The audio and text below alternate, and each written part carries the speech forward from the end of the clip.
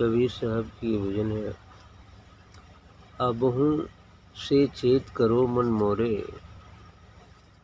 कहवा से आयो कहाँ जइहो हो।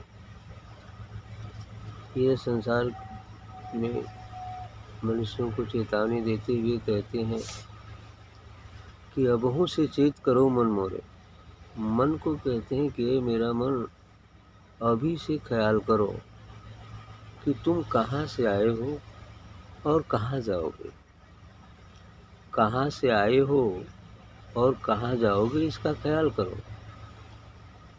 आयो अकेले जइहो अकेले, संग को का नहीं लीनो हो। यह इंसान, यह जीवात्मा अकेले ही आई है और अकेले ही जाती है। बीच में कुछ साथी मिल जाते,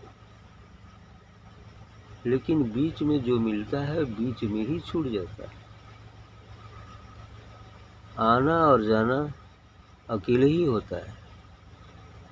अर्थात जन्म लेकर हम इस पृथ्वी पर आते हैं तो रिश्ते बन जाते हैं। शुरू में कोई रिश्ता नहीं है, रिश्ते बन जाते हैं। माता पिता, भाई बंधु, सखी, मित्र, हित नात, ये सब तमाम रिश्ते बन जाते हैं। लेकिन जब मृत्यु होती है, यह जीवात्मा निकलकर अकेले ही जाती है और वह जीवात्मा अकेले माँ के गर्भ में भी आती है। इस समय कोई साथी नहीं होता। बीच में ये जो साथी मिलते हैं, लेकिन ये यहीं रह जाते हैं। कोई भी जाता है तो अकेले ही जाता है। आगे कहते हैं, गर्भा से आयो रहन नहीं पायो, पकड़ी दूत ले जइहो हो। गर्भ काल से, माँ के गर्भ काल से, गर्भ में से तुम आए हो और यहाँ रह नहीं पाओगे, क्योंकि जो यहाँ जन्म लिया है वो मरेगा ही मरेगा। जो यहाँ आकर शरीर धारण किया है वह शरीर छोड़ेगा ही छोड़ेगा। इसलिए कहते हैं कि गर्भ से आए और रहन नहीं पायो। गर्भ में से, माँ के गर्भ से आए और इस संसार में रहने नहीं पाओगे। कुछ काल तक यहाँ रहोगे वो एक अलग बात है, लेकिन हमेशा यहाँ कोई इंसान नहीं रहा है और न रह पाएगा।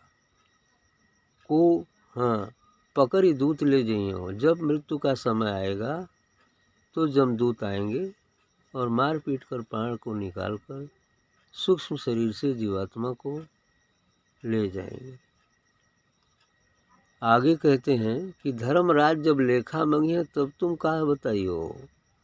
कहाँ ले जाएंगे? धर्मराज के यहाँ, जमराज के यहाँ लेकर जाएंगे जीवात्मा। क्योंकि जिंदगी भर तो इसने गलत काम किया, पाप पुण्य में ही उलझा रहा, कभी भगवान का भजन भाव नहीं किया, कभी सत्संग नहीं किया, न सद्गुरु किया। बाकी पूजाएं तो बेकार हैं जो संसार के लोग करते हैं। वो पूजाएं तो नश्वर हैं, इस जगत में भुलाने के लिए ही है। असली पूजा तो यही है जो किसी संत सद्गुरु के शरण जाकर उनके बताए मार्ग से चलकर हम अपने निज स्वरूप को पहचान पाएं। तो इसलिए कहते हैं कि धर्मराज जब लेखा मंगे तब तुम का बतियो। धर्मराज के यहाँ जब जीवात्मा पेश होगी तो चित्रगुप्त वो अपना रजिस्टर खोलेंगे, कहेंगे भैया तूने क्या क्या किया। वो अपना पूरा इतिहास उसका है, उसमें जो जिंदगी भर किया, जो सोचा, सब इतिहास चित्रगुप्त के रजिस्टर में दर्ज होता है। और वो देखेंगे तो कहीं इसने ये तो बहुत बड़ा पाप किया, ये पाप किया, ये पाप किया, ऐसा किया, इसकी हत्या किया, इसका क्या किया, वो सब इतिहास होगा। तब कहीं मैंने नरक में डाल दो इसको। अब नरक में पड़ जाएगा। वह नरक ही प्रेत जोनी है, प्रेत लोक ही नरक लोक। और नरक में पड़ जाएगा, यातनाएं सहेगा, जमदूतों का सहेगा। वो बैतरणी नदी है और क्या क्या है सब, कुंभिपाक नरक है।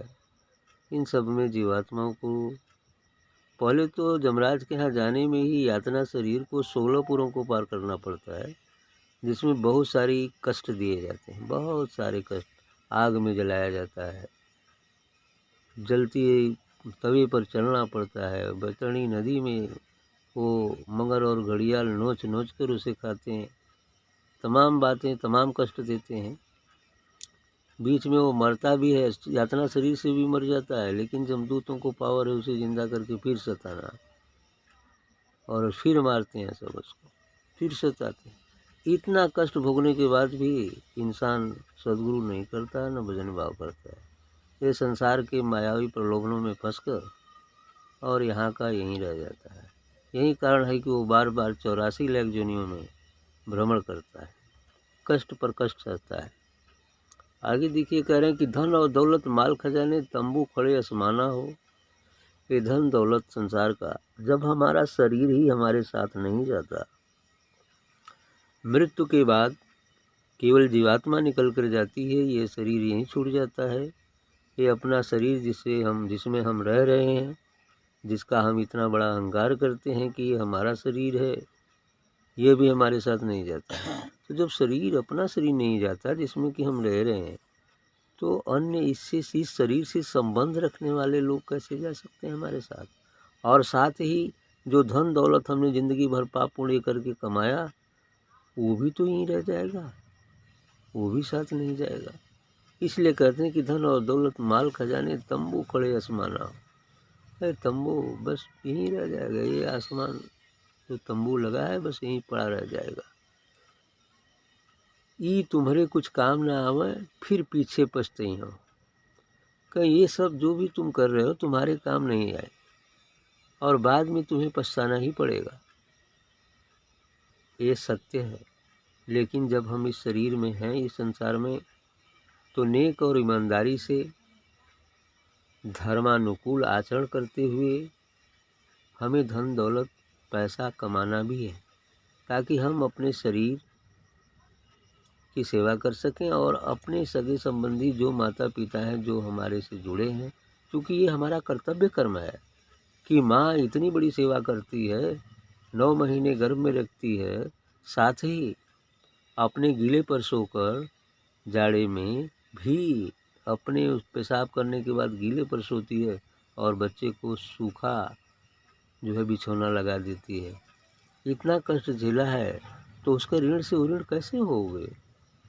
पिता ने तुम्हें खर्च दिया, पढ़ाया लिखाया, क्या किया, उसका भी ऋण है, उसके ऋण से कैसे ऋण होगे। इसके लिए हमें नेक ईमानदारी से धर्मानुकूल धन अर्जन भी करना है, जिसमें किसी की हिंसा न हो सके। ऐसे धन कमाकर हम अपने तथा माता पिता या हमारे जो भी संबंध में है, यथाशक्ति हमें उनकी सेवा करनी है। इसलिए धन आवश्यक है, क्योंकि कहा भी जाता है, जग में ईश्वर दो जना, एक पैसा एक राम, एक दिलावे मुक्ति, एक बनावे काम। अर्थात इस भक्ति भजन से, सद्गुरु शरण जाने से हम अपने निज स्वरूप को पहचान पाते हैं, और नेक ईमानदारी से परिश्रम द्वारा धन अर्जन करके हम अपने तथा अपने परिवारजनों का सेवा कर सकते हैं। कबीर साहब ने भी इस बात को कहा कि वो कहा कि कहें कबीर कुछ धंधा कीजिए, और आप खाए औरों को दीजिए। कबीर साहब कहते हैं कि कुछ धंधा करो, रोटी कपड़ा मकान आवश्यकताएं हैं, यदि ये पूरी नहीं होंगी तो दुख प्राप्त होगा। इसलिए कहते हैं, कबीर साहब ने भी प्रार्थना किया सदगुरु से कि साईं उतना दीजिए जामे कुटुंब समाए, मैं भी भूखा न रहूं और कोई साधु अतिथि न भूखा जाए। इसलिए इस कार्य के लिए हमें नेक ईमानदारी से धन भी कमाने हैं, और साथ ही अपने कर्तव्य कर्म करने हैं, और भक्ति भजन भी करने हैं। तो धन और दौलत माल, हाँ, फिर पीछे पछताया। यदि ऐसा नहीं करोगे तो वही जमदूतों का डंडा खाओगे। जमदूत मारेंगे, पीटेंगे, नरक भेजेंगे, वहाँ भी सताएंगे, तमाम चीज़ें हैं। और बाद में अवशेष पाप को भोगने के लिए ये 84 लाख योनियों में भ्रमण करोगे। आज आदमी हो, सांप बिच्छू कीड़ा मकोड़ा, जो भी, गधा सुअर कुत्ता, इस तमाम योनियों में जाओगे। उसी प्रकार जाओगे जैसे कि कोई वस्त्र पहना हुआ है और फट जाता है वस्त्र, या पुराना हो गया तो उतार कर दूसरा पहन लेता है, तीसरा पहनता है। जीवन में पता नहीं कितनी शर्ट पहनता है, कितनी पैंट शर्ट पहनता है, लेकिन क्या वो आदमी बदल जाता है? नहीं, वस्त्र बदलते हैं, आदमी नहीं बदलता। उसी प्रकार हमारा शरीर भी एक वस्त्र है, जिसे यह बोलने वाला जो हमारे और आपके अंदर होकर बोल रहा है, ये जीवात्मा पहने हुए है। और इस प्रकार जब तक ये परमात्मा सद्गुरु या निस्वरूप को नहीं जानेगा तब तक केवल वस्त्र बदलते रहेगा, जीवात्मा तो वहीं रहेगी। आज मनुष्य है, कल कुत्ता होगा, बिल्ली होगा, कौआ होगा, गिद्ध होगा, तमाम योनियों में 84 जलचर, नभचर, थलचर, जड़ और चेतन सभी जीवों में हो जाएगा। 84 लाख भ्रमण करने के बाद तब फिर एक बार मनुष्य जन्म मिलता है। और सौभाग्य से ही मनुष्य जन्म मिला है। इसी जन्म में यदि हम चाहें तो इस 84 के चक्र से, काल के चक्र से बाहर जा सकते हैं, अन्यथा फिर 84 जाना पड़ेगा। इसलिए कहते हैं कि अटपट रहिया नैन अंधेरी हुआ के ही का गोरैयो। क्योंकि वहाँ का मार्ग, यमरोज के लोक का मार्ग अटपट है, अंधेरा है, चारों तरफ अंधकार ही अंधकार है, तमाम कष्ट है। वहाँ की घोराओगे, वहाँ कोई बचाने वाला नहीं आएगा। इस संसार में तो कोई कष्ट होता तो माता पिता सब लोग हैं, कुछ करते हैं, लेकिन यहाँ इस यात्रा में कोई नहीं सहारा देगा। यमदूत बिल्कुल मारते पीटते घसीटते ले जाते। जो निरा इस संसार में संसारी बन के जीता है, उनकी यही हाल होती है। करु सत्संग शरण सदगुरु की बनति बनति बन जाई हो। इसलिए अंत में निर्देश दे रहे हैं, लास्ट में निचोड़ बता रहे हैं, तब ऐसे बचे बदी क्या करेगी वही। कह रहे हैं करु सत्संग शरण सतगुरु की, कि सदगुरु की शरण जाकर उनके बताए मार्ग से चलकर सत्संग करो, भजन करो, भक्ति करो, और फिर बनत बनत बन जाएगा। तो बनत बनत बनी, ये नहीं कि एक दिन गईला बस बन जाई, नहीं, बनत बनत बन जाई हो। लव लागत लागत लागी और भव भागत भागत भागी। और जबले भव भागी ना तबले पूर्ण लव लागी ना, है ना। जब भव पूर्ण रूप से भाग जाएगा तो लव पूर्ण रूप से लग जाएगा। यही तो बात है। इसलिए इन्होंने कहा कि बनत बनत बन जाई हो, बनते बनते समय लगेगा तब बनेगा। कहें कबीर ये सतगुरु शरणा अमर लोक पहुँचे हैं हो। कबीर साहब कहते हैं कि जो सतगुरु के शरण में चला जाता है और यदि उस नाव पर वो बैठा ही रहता है, सत्संग की नाव पर, तो एक न एक दिन सद्गुरु रूपी मल्लाह उसे भवसागर से खे करके पार कर देते हैं, अर्थात उस निर्वाण, उस अमर लोक में ले जाते हैं, उस सचखंड में ले जाते हैं।